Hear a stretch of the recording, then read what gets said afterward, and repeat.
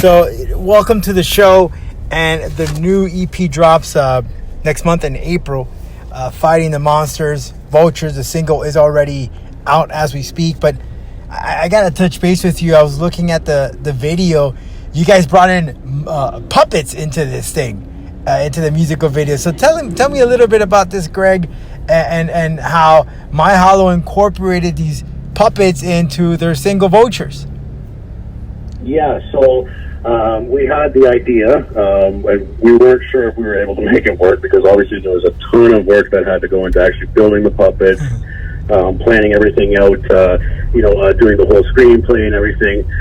Fortunately, our lead singer, Graham, his wife, Jen, is a very talented artist, tattoo artist. So she does all kinds of, creations, artwork, stuff like that. So she pretty much grabbed the whole thing, made all the puppets, wrote the screenplay, pretty much organized everything on that front. So we pretty much just had to show up and just do what we were told. So, but yeah, we had a great idea for the puppets because we figured, you know what, like, we haven't done anything in a while, like for video wise, and it might be a cool idea to have something kind of funny, along the lines that's kind of humorous, right?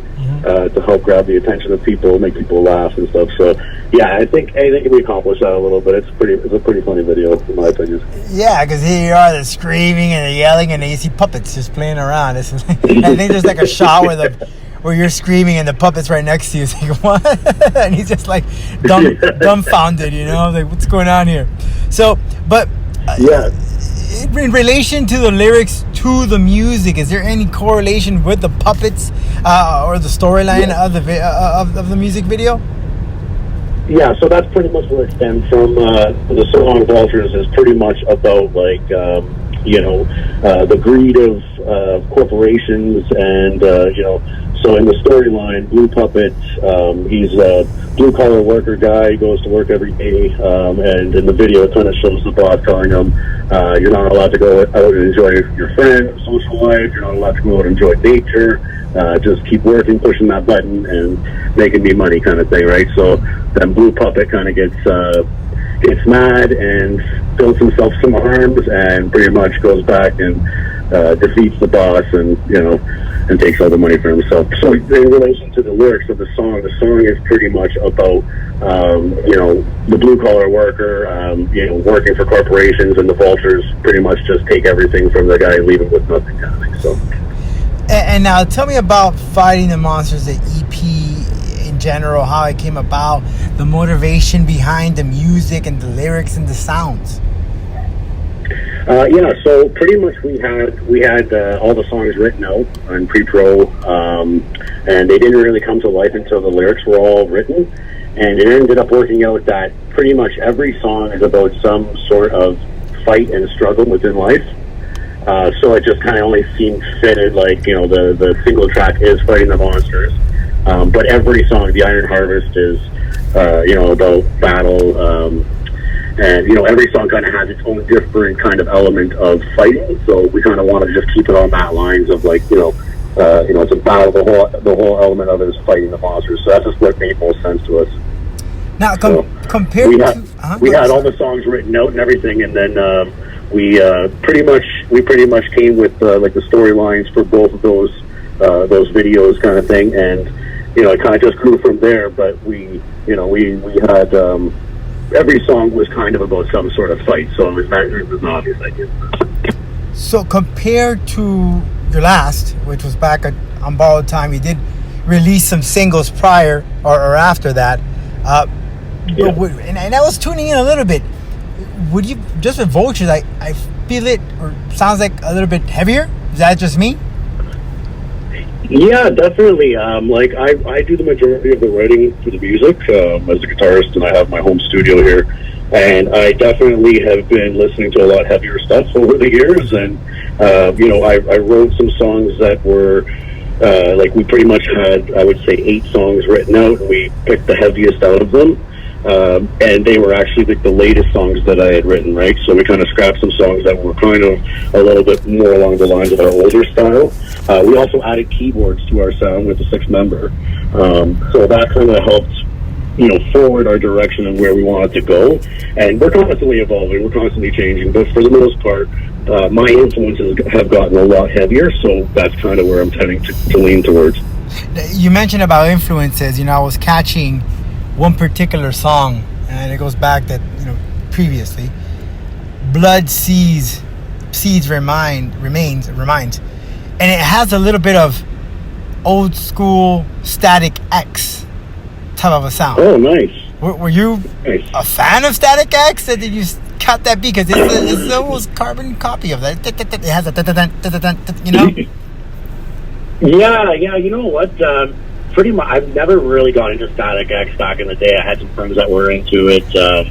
Like a lot of different genres and stuff. I do listen to some different genres, so I kind of will tend to, smash different genres in and different feels and stuff like that. But yeah, definitely. I never really listened to Static X, but that's pretty interesting because I've heard comparisons to, Chimera and stuff like that for some of our other songs, but. And they were definitely a huge influence of mine. So, but yeah, I've never heard Static X before. Yeah, Static X a little more on the heavy of the beats. They just didn't have the guitars and the drums. They had a little bit of synchronizing in there, but you hear that sound, especially with the riff. So it just caught my attention. I wonder they're big fans of Static X. Back then, they were a very fun band to listen to until they were big for sure. Yeah, definitely. Like I know some of my friends were huge into them, but I never really got into them. I was always into like the more older stuff, like like even Lamb of God and stuff like that was a huge influence of mine. You could probably hear that in some of my riffs and stuff. The same kind of picking style. And, along those lines. But Static X is definitely a huge band, so that is a compliment. I appreciate that. So during this pandemic, you said you had the sounds already laid out, and then you worked on the lyrics. But was this pretty much like a pandemic EP? Yeah, definitely. Right before the pandemic, we were going through member changes. We had a new. We lost our guitarist, and we were looking for a new guitarist. We found a guy who was good, but unfortunately had a medical issue. He had to step away. But we were kind of already on the lines of like, let's not play any shows. Let's focus on getting this material out. And we had kind of like a game plan in motion already. But the pandemic definitely slowed us right down. So we were only able to, when we could get together, when in between the lockdowns and everything, that's when we try to work as much as we can to get everything done. So it was kind of beneficial in a way too, because we could really step back and we had the time, and there wasn't any kind of rush to get anything done because we didn't really want to start releasing anything until it looked like things were going to start to get better. Because we want to have a tour, we want to be able to properly promote this thing. So it kind of worked out in a good way for us, in the sense that we had the time to now really sit back and sit on these things and work them out properly, right? Right. So, tours. You mentioned tours. Are there any at stake here, so fans can see you live on stage? Yeah. So we actually just. So it's like I said when I first came on. It's been a busy morning. I've been talking with. One of my buddies' bands, Tortured Saints. They're from London, Ontario. They're amazing band. They're hugely heavy. If you haven't heard of them, check them out. But yeah, so we're in talks with them right now and setting up a tour at the end of July.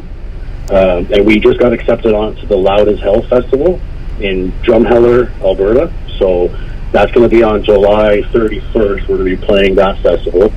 And we're going to be setting up a tour around that area, around that time anyways, for the weekend. Pretty much all of Ontario. We're going to be hitting up Ontario, Manitoba, and, work our way out to Alberta. So yeah, we're going to have a good little run of shows this summer. We're just in the midst of setting it up right now. But yeah, we're getting some confirmations happening, and it's looking good. Awesome. Well, Greg, I want to thank you for your time. And once that EP drops, Fighting the Monsters, make sure you add it on your favorite streaming platform so you can check it out, be the first one to listen to it. And check out the latest right now, Vulture, available right now for you to listen and just bang out to it, because we need music, especially during this time, a period in our lives where so much going on in life, and music is just pretty much a savior and alleviation, if I would say. That's right. All right, Greg. Well, thanks so much, man, and hope to see you very soon on the stage.